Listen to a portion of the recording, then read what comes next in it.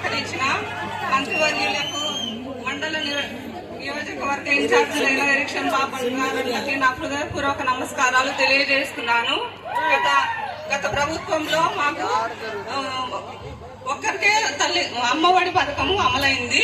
కానీ కూటమి ప్రభుత్వం ద్వారా మాకు 4 పిల్లలు, 2 అమ్మాయిలు 2 అబ్బాయిలు, 4కి తల్లికి వందనం ఇచ్చినటువంటి కూటమి ప్రభుత్వానికి నా హృదయపూర్వక నమస్కారాలు తెలియజేస్తున్నాను.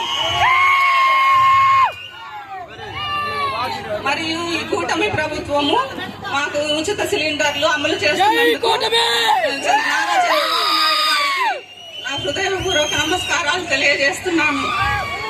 అలాగే త్వరలో అమలవుతున్నటువంటి ఫ్రీ బస్ పథకం కొరకు ఎదురు చూస్తున్నాము. ఇవన్నీ మాకు సంక్షేమ పథకాలు అందిస్తున్నటువంటి కూటమి ప్రభుత్వానికి తెలియజేసుకుంటున్నాను సార్. థ్యాంక్ యూ అరుణ గారు, thank you so much. Wish you all the best. మీకు ఇచ్చినటువంటి ఆ డబ్బులతోటి పిల్లల్ని బాగా చదివించాలని కోరుకుంటూ జే పుష్ప 3 పిల్లలతోటి ముందుకు వస్తున్నారు. మాకు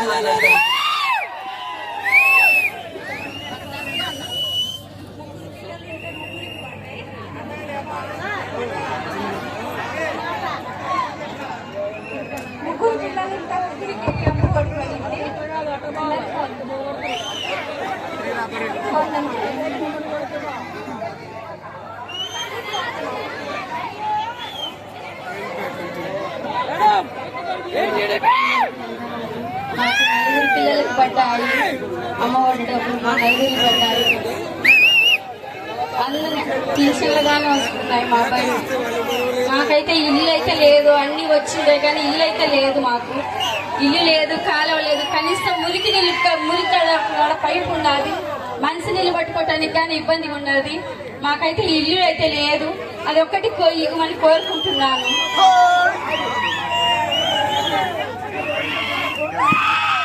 మన గౌరవనీయ దేవాదాయ శాఖ మంత్రి వారు గౌరవనీయులు రవికుమార్ గారు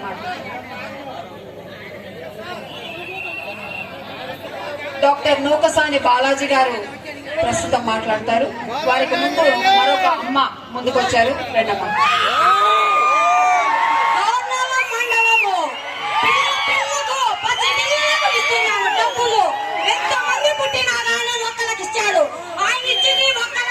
ఇచ్చింది.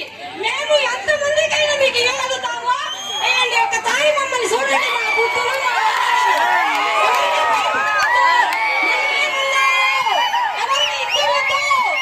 ఎంతమంది అయినా ఇస్తాము. మీ అందరికీ చెప్తున్నా, మర్చిపోవద్దు. మీరు ఇదే మనము మీకు చెప్పడము మా ఒక ధన్యవాదాలు.